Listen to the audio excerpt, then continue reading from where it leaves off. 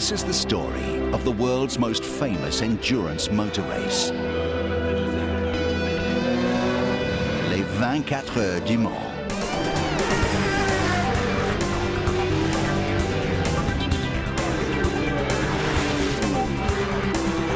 On this famous track, reputations have been made and records broken. Eras have come and gone. But Le Mans is more than a motor race. It's about passion. It's about human endeavor captured in a fascinating and sometimes deadly adventure. C'est une course absolument unique et particulière. Elle a un retentissement dans le monde entier. It is a great event, there's no doubt. I mean, it isn't just the circuit, it is the whole atmosphere. You go to Le Mans and it's electric. En français, on dit à vaincre sans péril, on triomphe sans gloire. C'est ça. Quand on est seul en course et qu'on est loin devant, ça n'intéresse personne. Ce qui est beau, c'est les victoires qui s'acquièrent de haute lutte. We're sitting in a cockpit at 160 degrees plus. We're struggling with the car. It's bucking around and our head with a helmet on is weighing 66 pounds pulling 3G around a corner. My answering machine says, please leave a message. I'm in the car right now. And it started with, yes, I know you're in the car right now because I'm watching you on TV. You're going to break my record. This was obviously from Jack Hicks, and he said, well done and congratulations, and that he was having a glass of champagne. In this program, to mark the 100th anniversary of the Automobile Club de l'Ouest, the organization behind the Le Mans 24 Hours, we'll take a look at the spirit of the race, the tradition, the glamour, the greatest moments, the most daring performances. We'll see the hundreds of thousands of fans who flock here every June from all four corners of the globe. We'll talk to some of the world's greatest drivers about their experiences here. And we'll discover just what it takes to win the greatest endurance race in the world.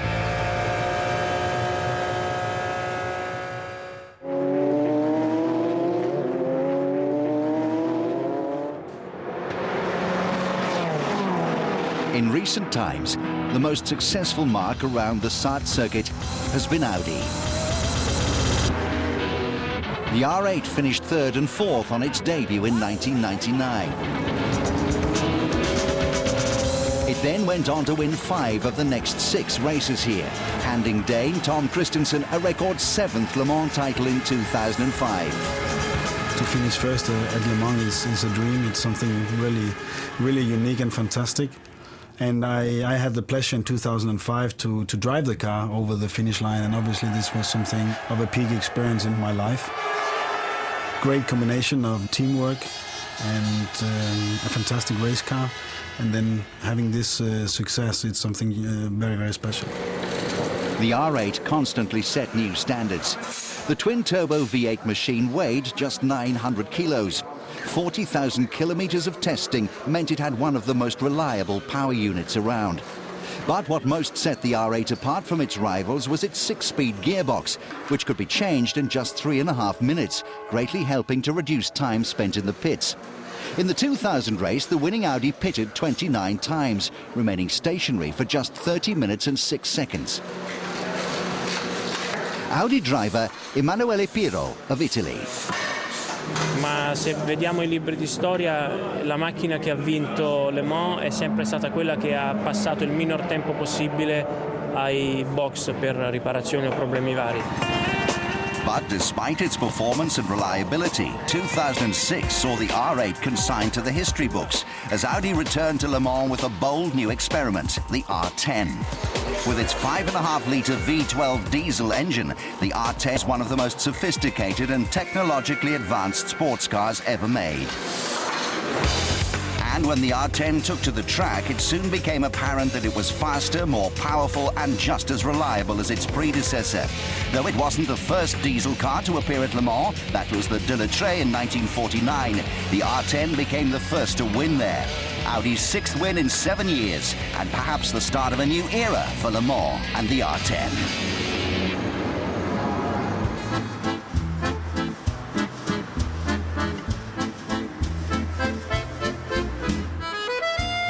Over the last 100 years, the ACO, the governing body of the Le Mans 24 Hours, has developed what was originally a publicity stunt into the world's most important and famous endurance motor race.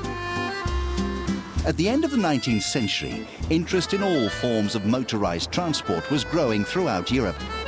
In Le Mans, the Bollée family was at the forefront of the new industry.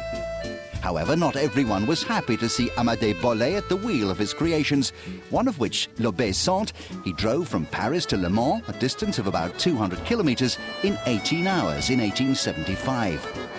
He was regularly refused fuel, even if there was any to be had, and local children would often throw stones at him from the side of the road as he passed.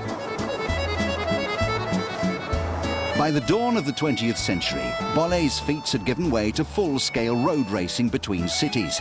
But when these competitions were banned for being dangerous, the Automobile Club de France issued a challenge to see who could organize a race around a circuit. The forerunner of the ACO, the Automobile Club de la Sarthe, was chosen, and the date was set for the first ever Grand Prix. On June the 26th, 1906, 32 cars from France, Germany and Italy set off on 12 laps of a track northeast of Le Mans, which was over 103 kilometers long. The race lasted over 2 days. 21 cars retired, and victory went to a Renault with an average speed of over 100 kilometers an hour. It was the start of the region's love affair with speed. 2 years later, the Wright brothers tested their new aeroplane there. Ably assisted by the Bollée family, they used Le Mans for their first European flights. And in 1911, Le Mans also hosted the inaugural Grand Prix de France. In November 1922, press stories began to circulate about an event being planned for the following summer. 3 men, Georges Durand, the General Secretary of the ACO, along with journalist and racing driver Charles Faroux and industrialist Émile Coquille, were devising what was hoped a race like no other. Fabrice Bourrigaud is a senior member of today's ACO. L'idée de faire une course d'endurance les a séduits beaucoup plus qu'un Grand Prix court, parce qu'ils trouvaient là la matière, justement, pour démontrer qu'on pouvait améliorer la performance des voitures, améliorer leur capacité, obliger les marques qui allaient courir cette épreuve des 24 heures du Mans à faire preuve d'ingéniosité, à travailler pour permettre que les moteurs, les boîtes de vitesse, les performances, le confort dans les voitures, les pneumatiques, toute la périphérie des voitures, progresse. Et l'histoire a démontré que ça s'est bien passé comme ça. On the 26th and 27th of May 1923, the first 24-hour endurance Grand Prix was held in Le Mans. The hoped-for good weather didn't materialize, and the drivers and spectators were battered by a 4-hour hail, wind and rainstorm. During the night, decommissioned Army searchlights illuminated the corners on the 17-kilometer circuit. Of the 33 cars that set off, only 3 retired. The winners of that famous first race were André Lagache and René Léonard in a French Chénard et Walker, who covered just over 2,200 kilometers at an average speed of 92 kilometers an hour. 2 marques would dominate the race over the next decade, with Bentley and Alfa Romeo each taking 4 straight victories. This international interest guaranteed the race's survival through its formative years. The ACO rekindled the race just 4 years after the end of World War II. That first vitally important post-war race in 1949 was won by a relatively new Italian marque, but more of Ferrari later. Jaguar and Mercedes set engineering benchmarks during the 1950s, while another German manufacturer, Porsche, made its debut in 1951. Also later, we'll see just how successful the Stuttgart company has been around Le Mans.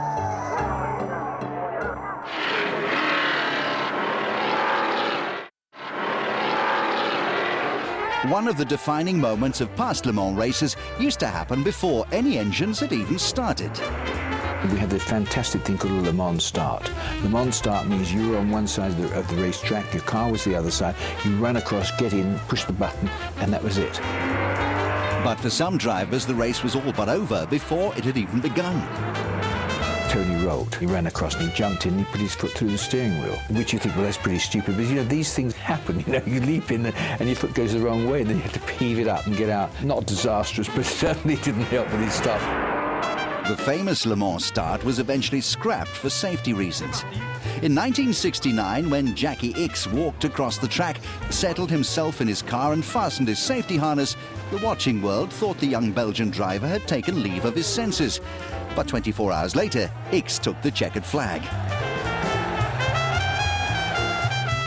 The following year, the drivers started with their seatbelts on, while 1971 saw the introduction of a rolling start. But the safety precautions meant that a piece of Le Mans tradition was lost forever.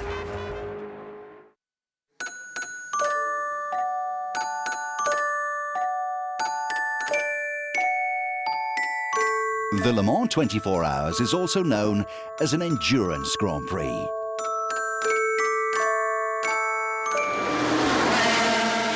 And it's not just a 24-hour race. The team managers, mechanics and drivers have all been working religiously in their preparations. Even on race day, everything starts well before the lights go green at 4 p.m. Five-time winner, England's Derek Bell. You've got journalists, photographers and family and who else coming and ask you questions and want to talk to you. And in fact, you're starting to get rather tired because the race doesn't start till 4. Then you've got to stay up another 24 hours racing. During the 24 hours, on average, a car will pit every 40 minutes. Tyres are changed at every stop, brake pads every 3 or 4 stops, and drivers every couple of hours. The duration of a good pit stop, 90 seconds.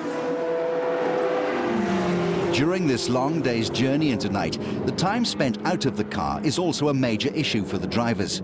Paul Frère is a former winner and now one of the world's leading motoring journalists. En 1960, je n'ai pas dormi de la nuit parce qu'il est évident que je voulais avoir la certitude que la voiture était toujours bien en tête, qu'il n'y avait pas de problème. Quand on est dans les profondeurs du classement, je crois qu'on dort très bien. The hours of darkness are the time when anxiety begins to bite. We're not even halfway yet and cars have fallen out. I'm exhausted, I've had muscular problems and you think, how are we going to make this the end? And it's still not daylight. Mentally too, the drivers are suffering. A recent study has shown that being awake for over 20 hours produces the same effect on the body as being drunk. The worst time really is at 10 in the morning. You've still got 1,000 kilometers still to go and you feel like you've been there for days.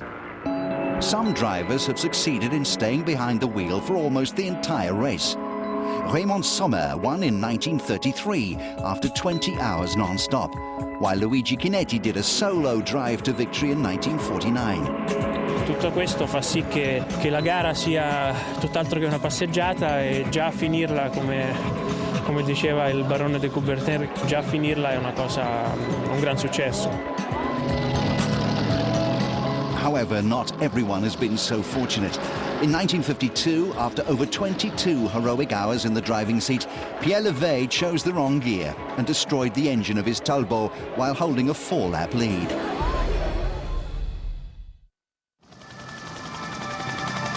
The race at Le Mans came about because city-to-city road races had been banned following several fatal accidents, most infamously the 1903 Paris-Madrid race, which left 8 people dead.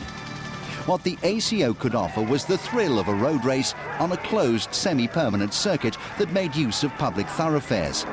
Most famously, it included the Route Nationale 138, known to all motor racing fans as la ligne droite des Hunaudières, or the Mulsanne Straight. But in 1955, Le Mans was itself the venue for motor racing's worst accident.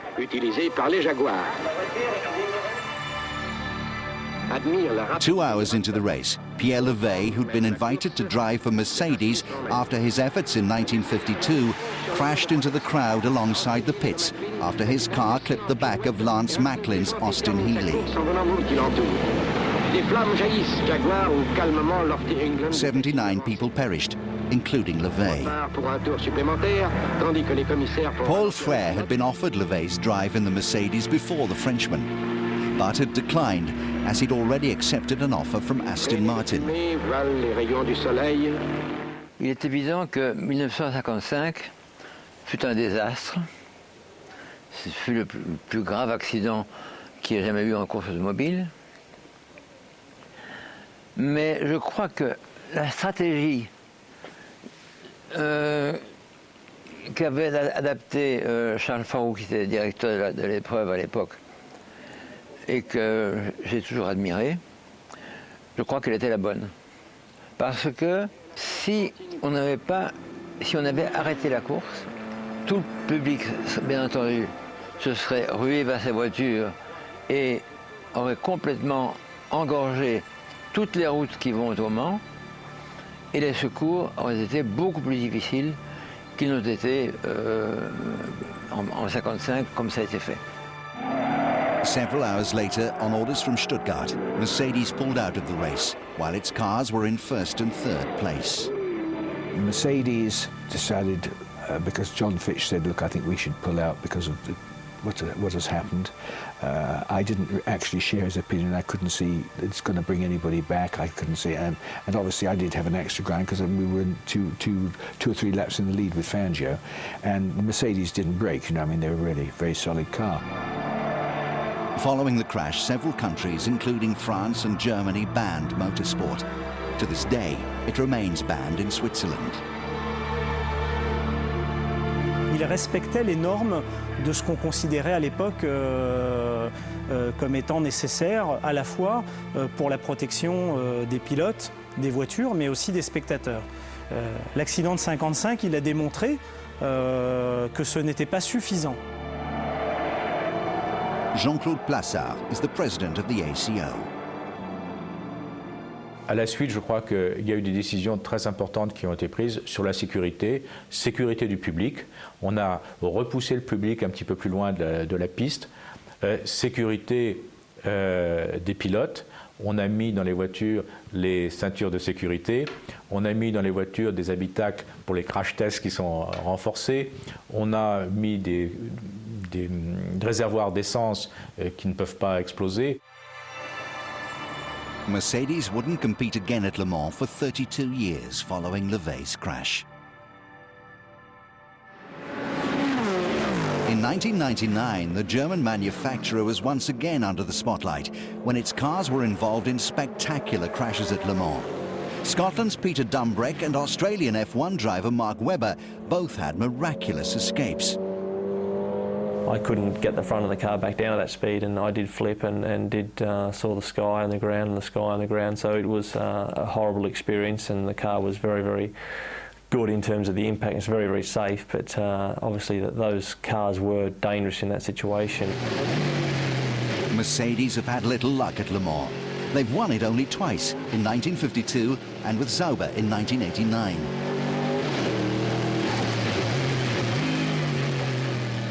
Since the first 24-hour race in 1923, the ACO has brought in many safety regulations. In 1926, crash helmets were made compulsory. Sandbanks, earth mounds and fences around the track soon followed.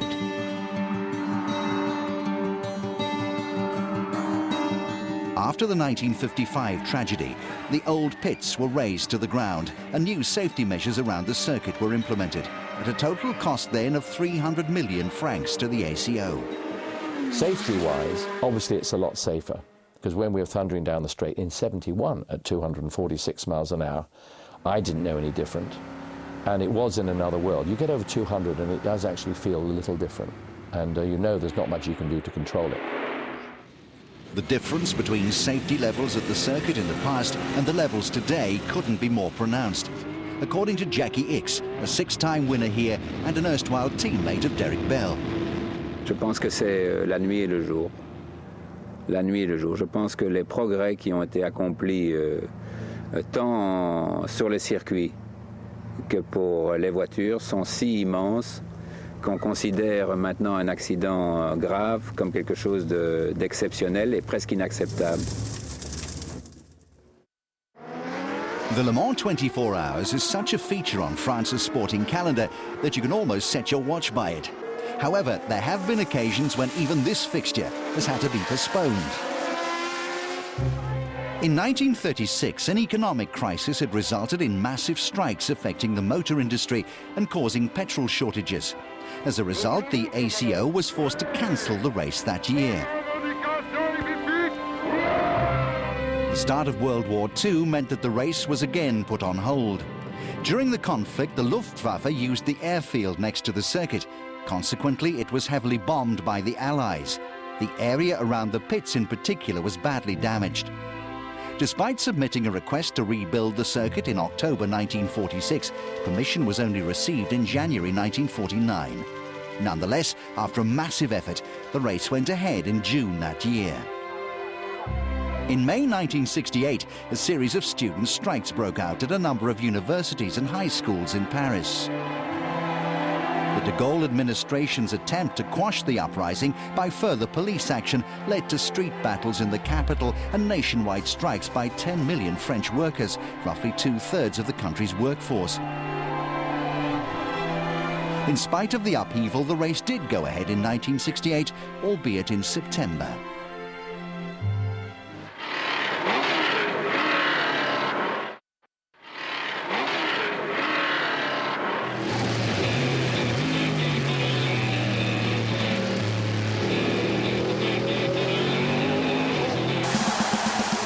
Since the 1960s, the ACO has expanded.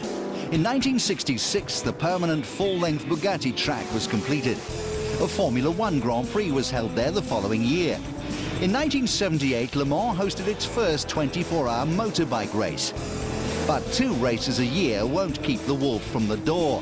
Now, Le Mans stages 12 events annually, including the French MotoGP round and a classic Le Mans car race. It's been the venue for drag racing festivals and even an extra round of the Motorcycle World Championship in 1991, when the Brazilian race was cancelled at the 11th hour. And since 1981, a 24-hour truck festival has been held at Le Mans. Although not a 24-hour race, the 2 days of competition during the 24 Heures Camion include several races and mechanic and precision driving tests. All the events adding to the strength of the Le Mans brand.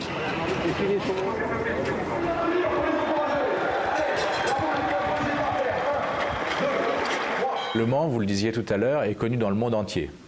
Et actuellement, on a presque 1,5 milliard de téléspectateurs dans le monde.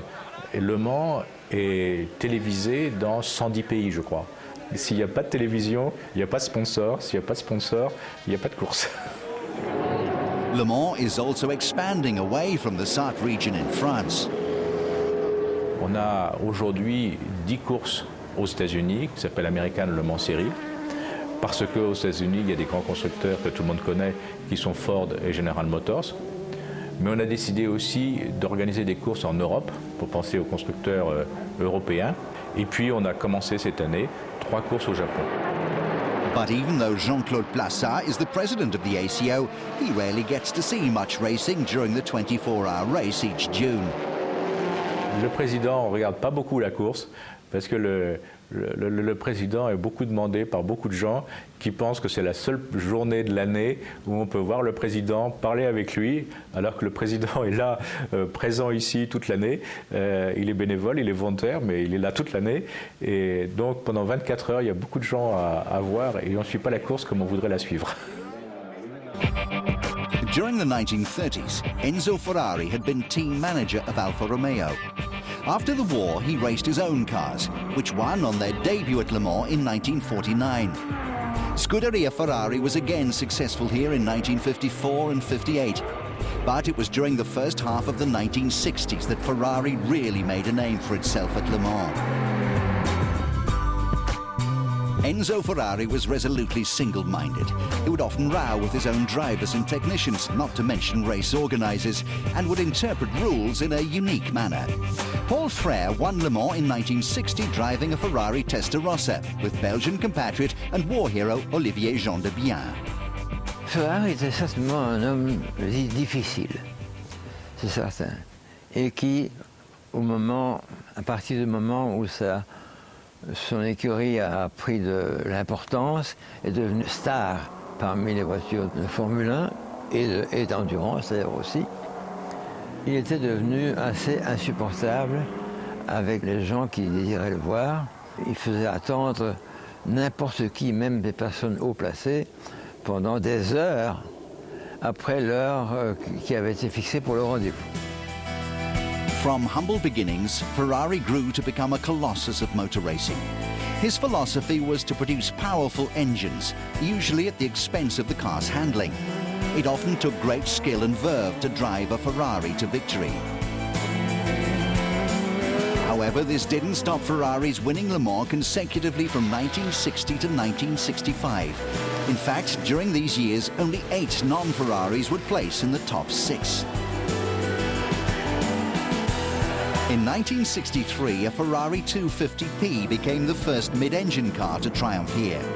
It was also the first all-Italian car and drivers combination to take the checkered flag at Le Mans, with Ludovico Scarfiotti and Lorenzo Bandini at the wheel. That year, Ferraris finished 1st, 2nd, 3rd, 4th, 5th and 6th. Jochen Rindt's win in 1965 remains the last time Ferrari triumphed at Le Mans. On the other side of the Atlantic, Ford had always thrived on mass production. Between 1908 and 1927, over 15 million Fords rolled off the production line in Detroit. But it wasn't until 1963 that the company decided to enter a factory team to race at Le Mans. To facilitate their entry to top-level racing, Henry Ford Jr. had offered $15 million to buy Ferrari. However, negotiations faltered and the deal collapsed. Snubbed, Ford had an axe to grind. Millions of dollars were injected into the project. An unhappy Phil Hill, a former F1 world champion with Ferrari, had even moved from the Scuderia to help out. In 1966, with Ferrari weakened by industrial problems back home, the scene was set for the new Fords to shine. In practice, they'd reached the highest speeds ever recorded at Le Mans, 330 kilometers an hour along the Mulsanne Straight. That year, Chris Amon and Bruce McLaren led home a Ford 123. It had taken them 3 years to register their first win. That said, the works team had come to France with 8 Mark IIs and 5 GT40s, so they meant business. In 1967, Ford's new Mark IV proved unstable at speed. During practice, the car's windscreens broke in the drivers' faces at over 320 kilometers an hour. But in the race itself, a Ford reached the finish line in one piece, and more importantly, in first place, just ahead of 2 Ferraris. Americans Dan Gurney and A.J. Foyt had driven an American car to victory, breaking all the existing speed and distance records along the way. Ford was victorious again at Le Mans in 1968 and 69, but the end of the 60s marked the end of the duel between American grit and Italian flamboyance. The Ferrari-Ford battle had given Le Mans a spectacular decade of racing and cemented its place as the most glamorous endurance event in the world.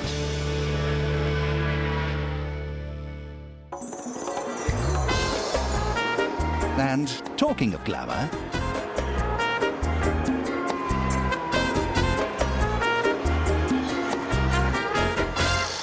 motor racing was glamorous. I would certainly keep my eyes open for good-looking girls around circuit, but it doesn't happen now. For decades, Le Mans has lured people from all over the world. In 1979, Hollywood legend Paul Newman didn't just show up for a photo opportunity. He raced and finished 2nd overall and set the 2nd fastest time amongst the drivers of his team. From sporting champions like downhill skier Jean-Claude Killy to actors and fashion models, Le Mans offers the opportunity to see and be seen at one of the biggest shows around.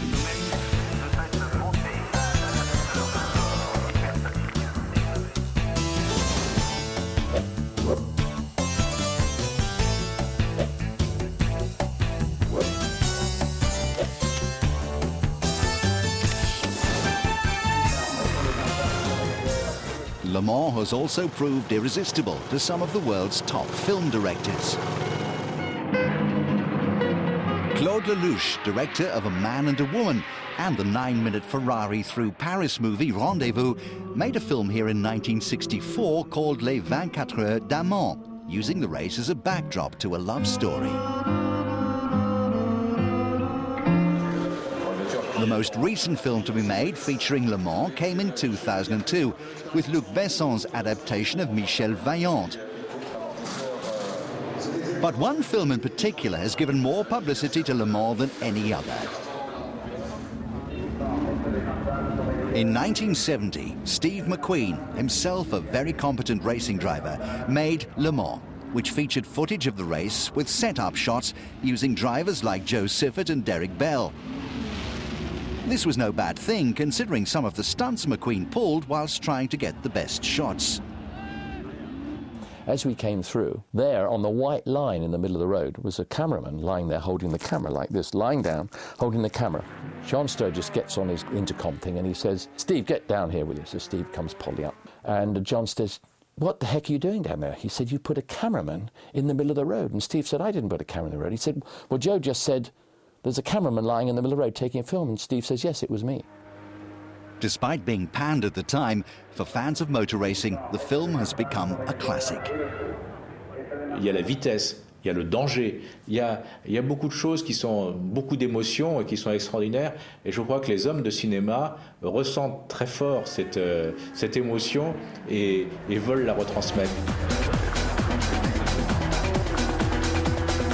However, so influential was Le Mans, the film, in Japan, that it inspired the bosses at Mazda to attempt to qualify a car for the race. In 1973, the Mazda MC73 lasted 79 laps on its debut before the clutch gave out.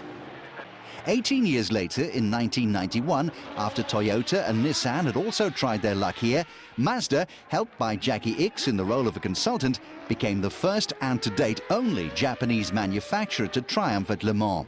It was also the first and only time a Wankel rotary engine took the honours here.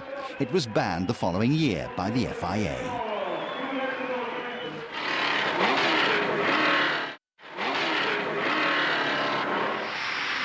Over the years, there have been some very close finishes at the end of 24 hours of hard driving. In 1933, when Alfa Romeo was the dominant marque, Italian Tazio Nuvolari defeated his compatriot and fellow Alfa driver Luigi Chinetti by just 10 seconds. That's a distance of about 400 meters.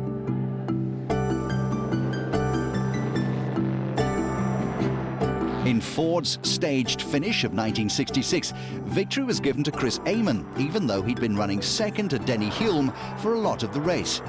It was decided that because he'd started further back on the grid 24 hours earlier, he'd travelled further than Hulme.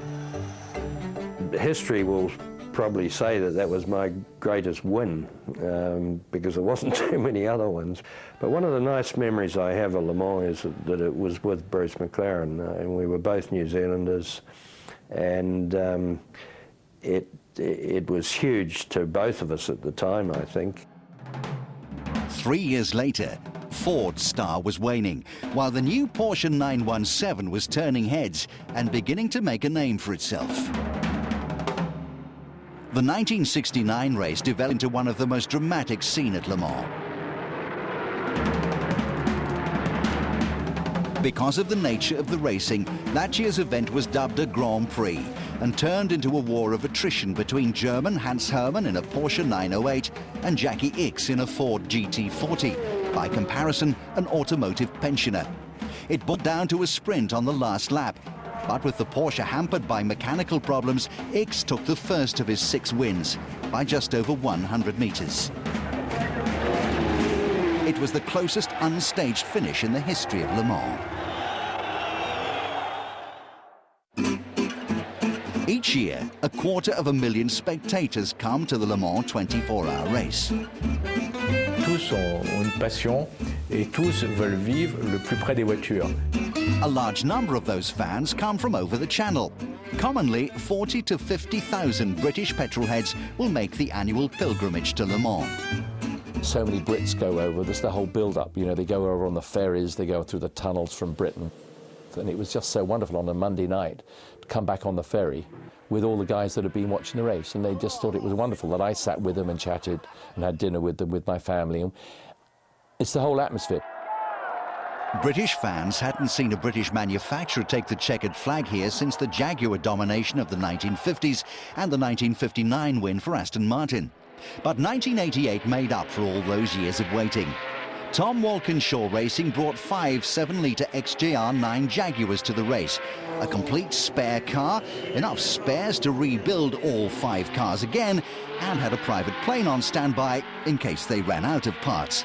They also brought 14 drivers, a team of over 100 people, and 2,500 tyres. In the second fastest Le Mans ever, the lead changed 22 times, with a victory eventually going to the Jaguar of Jan Lammers, Andy Wallace and Johnny Dumfries. Considered one of the greatest moments in Le Mans history, the Jag win also brought an end to Porsche's dominant run of 7 consecutive victories. It's been reported that French spectators as well as British had tears in their eyes. Such was the atmosphere at the finish. While for some drivers, the support of some fans goes beyond just cheering. I met my first wife there. I was standing on top of the pits watching what was going on, and I saw this girl on the other side of the track, and I thought, she looks pretty good. And I got a pair of binoculars and pretended I was watching the cars going by and focused in on her. I thought, boy, all right. So then I waved, and she waved back. And so I said, well, you know, why don't you come over here? And she said, I haven't got an armband. So I took one and held it up and said, well, meet you underneath. So I met her in the tunnel. Le Mans allows you to get near your heroes, and they in turn appreciate the event all the more for it. Any success you have at Le Mans, it's nice to share that with the fans. I think fans are very important. They're the reason that we're at the racetracks. And to have people who will go to the lengths they do to enjoy our sport, I think that we do owe them something. Yes, I think they're very important. French fans have had a moderate number of victories to celebrate over the years. Marques like Chenard and Welker, La Lorraine and Bugatti took 6 wins before World War II. However, following the Talbot victory in 1950, French success dried up at Le Mans for 22 years. But then in 1966, the motor racing branch of industrial group Mécanique Aviation Traction started competing at Le Mans. In 1972, Matra proved it was a force to be reckoned with. Matra avait exactement les moyens nécessaires pour mettre en place ce qu'il fallait pour essayer de gagner Le Mans contre Ferrari et contre Porsche. With a 3-litre limit imposed on the sports cars in 72, French expectation was high for the Matra V12s. Even the president, Georges Pompidou, was at the circuit. To the delight of the crowd, Matras finished first and second, with victory going to Henri Pescarolo and Graham Hill. The Britain's win meant he became the first driver to claim motor racing's triple crown: Formula One world champion, Indy 500 winner, and now Le Mans. The following year, Matra succeeded again, this time defeating a concerted effort from the Works Ferrari team, the last time Maranello sent a factory squad to Le Mans. Matra and Pescarolo took their 3rd straight win in 1974, and the team decided they had nothing more to prove and called it a day.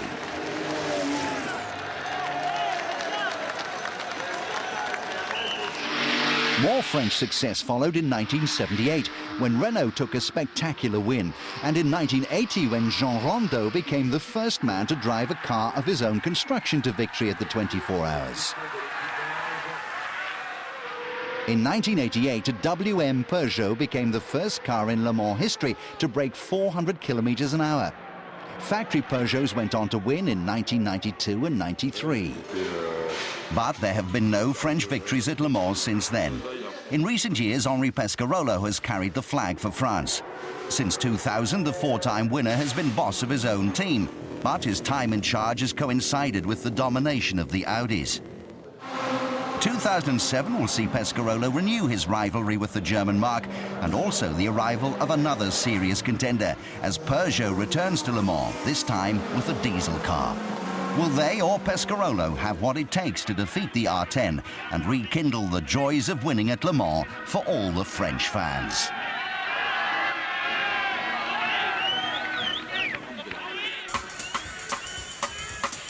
When it comes to technology, car manufacturers have constantly pushed back barriers in their quest to develop their product.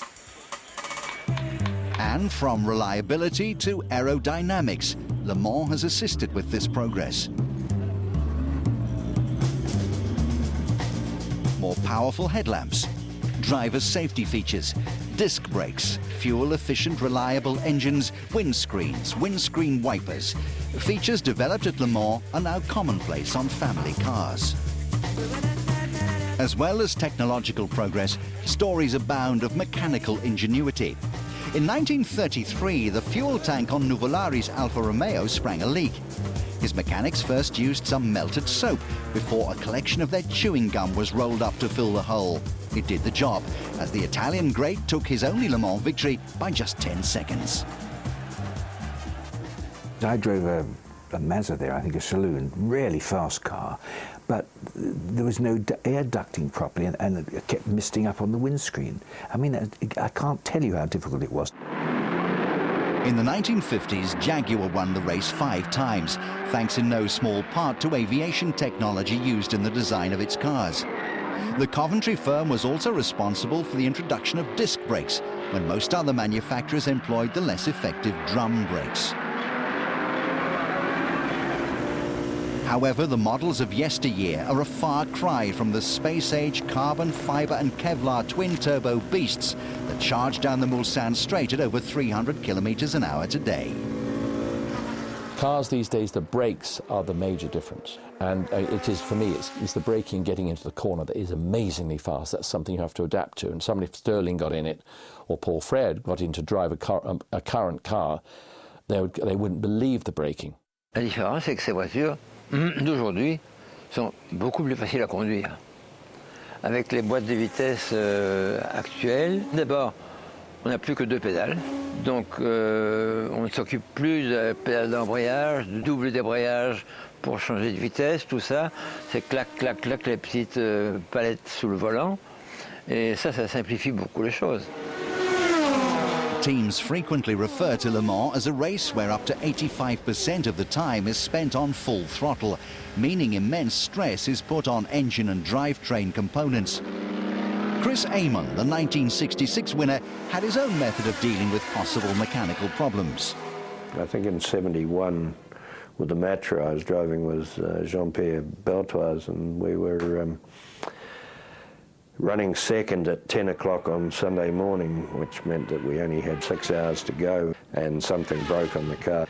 The next year I was driving again with Beltoise. I said to him, you know, if this car's not going to finish, let's get it over nice and early. And the engine broke on the first lap. So he followed instructions.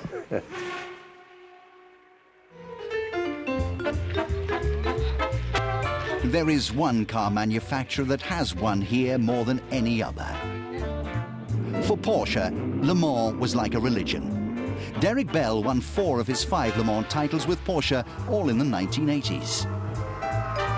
It was the most wonderful part of my life, because although I had great times with other teams and Ferrari and others, there was nothing like winning with Porsche at Le Mans, and then to win it, you know, the number of times we did.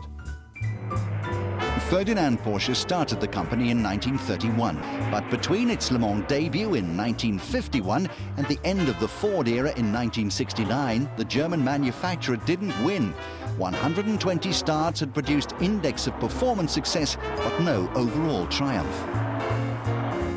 So Porsche developed a car specifically to win Le Mans, the 917. And in 1970, a Porsche at last took the checkered flag here. Indeed, 917s finished first and second. The Stuttgart company also won all the race categories. The following year, 33 of the 49 starters were Porsches. Once again, 917s took first and second places and broke all existing speed and distance records. In the late 1970s, Porsche unveiled the 936. In the hands of Jackie Ickx, the car scored 3 more wins for the German marque in 76, 77 and 81.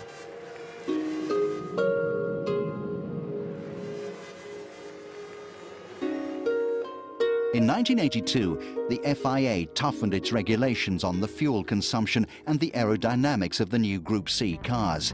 It made no difference to Porsche. Ickx won for a record 6th time, and Porsches also finished 2nd and 3rd. The model was the 956, which became the most successful car ever to race at Le Mans. The following year, 956s filled the first 8 places. In all, Porsche won every race between 1981 and 87, a consecutive record that remains intact today. Non-factory Porsches won again in 1996 and 97, the latter being Tom Christensen's first success at Le Mans. The last time Porsche took the checkered flag here was in 1998 with the 911 GT1. But with the company once again racing a prototype car, the RS Spider, in this year's American Le Mans series, it may well be celebrating its 17th overall victory at Le Mans in the not-too-distant future.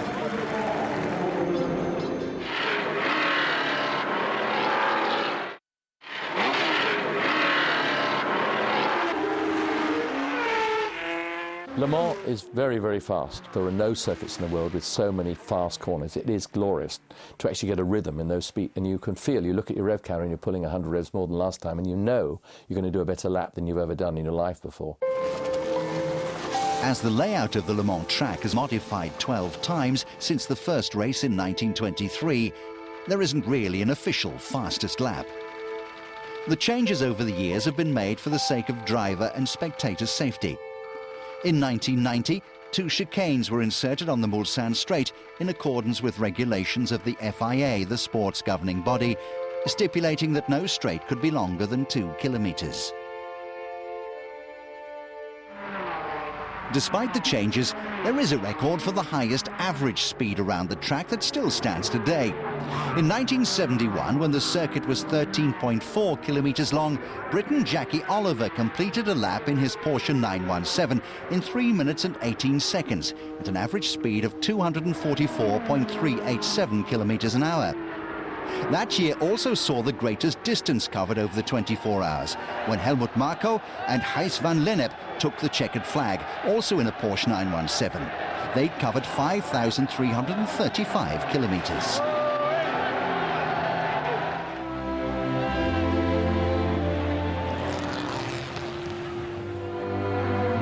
Since 1923, the 24 Heures du Mans has provided an annual challenge like no other to the world's top motor racing constructors. Thanks to the ACO, it remains one of the most important sporting events on the calendar. Marques like Bentley, Alfa Romeo, Jaguar, Ferrari, Ford, Porsche, McLaren and Audi are now indelibly linked to motor racing, due in no small part to their success at Le Mans.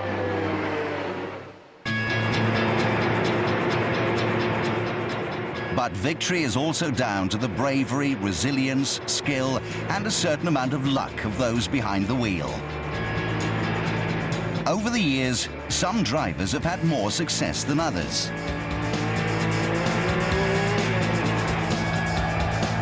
Belgium's Olivier Gendebien was the first 4-time winner.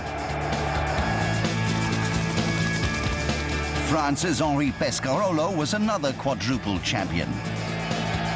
His compatriot Yannick Dalmat also triumphed 4 times. And 2006 saw Emanuele Piero of Italy and Frank Biella of Germany win their 4th titles. Great Britain's Derek Bell won 5 times. While the original Monsieur Le Mans, Belgium's Jackie Ickx, won it 6 times.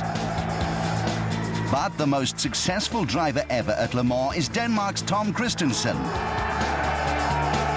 the race's only 7-time champion.